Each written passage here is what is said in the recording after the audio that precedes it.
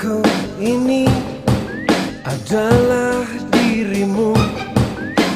Cinta ini adalah cintamu.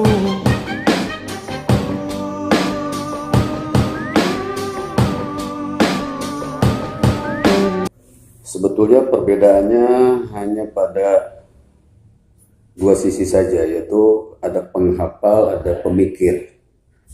Nah, ada seorang penghafal tidak berpikir atau tidak mau berpikir. Dan sebaliknya banyak para pemikir tetapi hafalannya kurang, referensinya kurang. Nah, di sini akan berbenturan.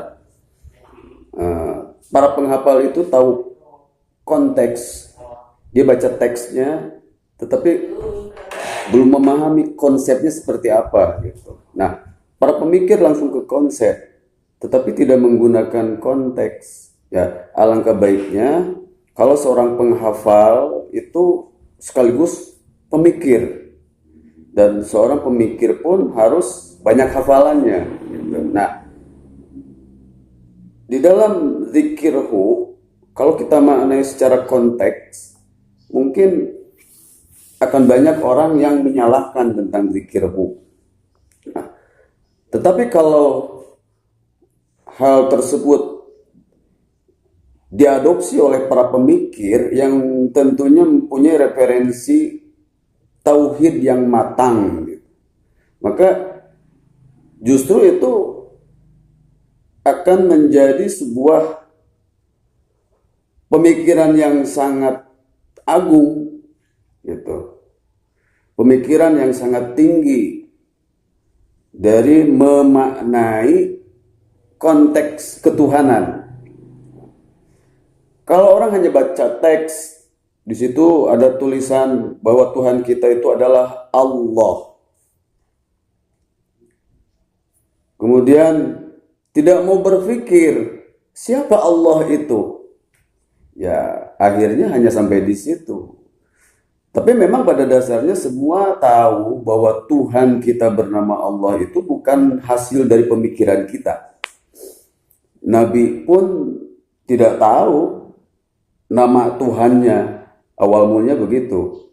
Nah, Nabi tahu bahwa Tuhannya itu bernama Allah itu bukan hasil dari pemikirannya, tetapi diberitahu oleh Allah di dalam Al-Quran, Qul man rabbus samawati wal ard, Qulillah.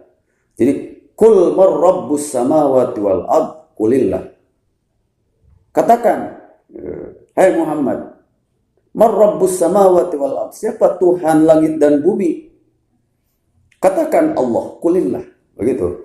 Jadi asma'nya itu diberi informasi.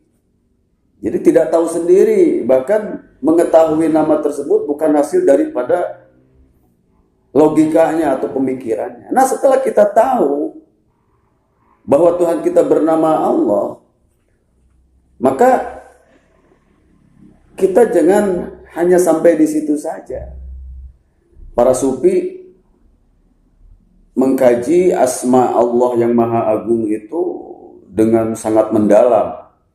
Kalau kita telusuri lafaz Allah itu kan, lafaz Allah, asma yang sangat agung itu terdiri dari alif, lam, lam, ha. Dan dibaca Allah. Ketika salah satu hurufnya hilang, maknanya tidak berubah, esensinya tidak berubah. Nah, ini esensi yang kita harus ketahui bersama. Bukan konteksnya saja, tetapi esensinya gitu. Ketika lafaz Allah, alifnya dihilangkan, tersisa lam, lam, ha. Dibacanya lillah, esensinya tetap kepada Allah, Allah saja. Tidak kepada yang lain. Lillah, untuk Allah. Gitu. Kemudian lam pertamanya dihilangkan, tersisa lam kedua dan ha. Maka dibacanya menjadi lahu, kepada dia.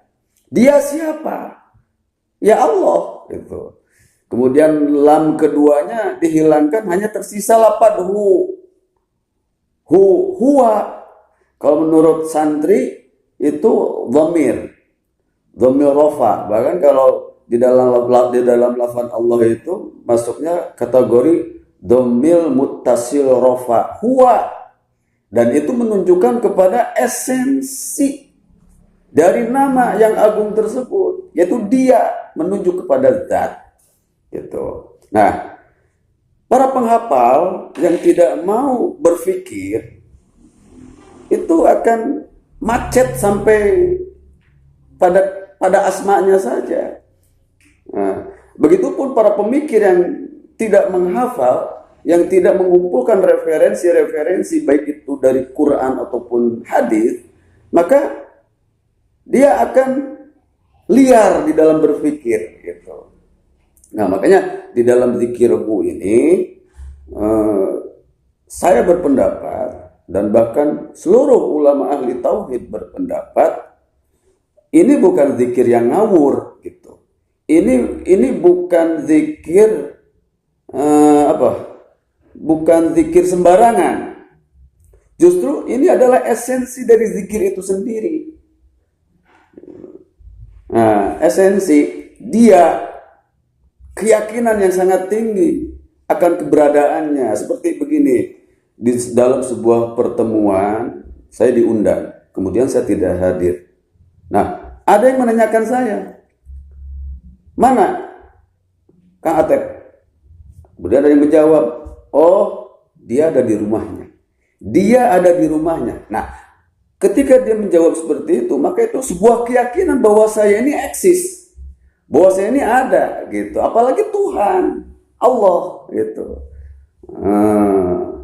Jadi kalau Ustadz Adi Hidayat mengatakan bahwa zikirhu itu tidak ada hukumnya, kata siapa?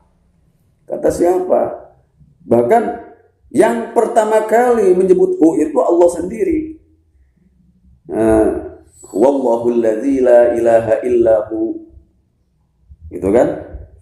Kemudian qul huwallahu ahad, Allahus samad.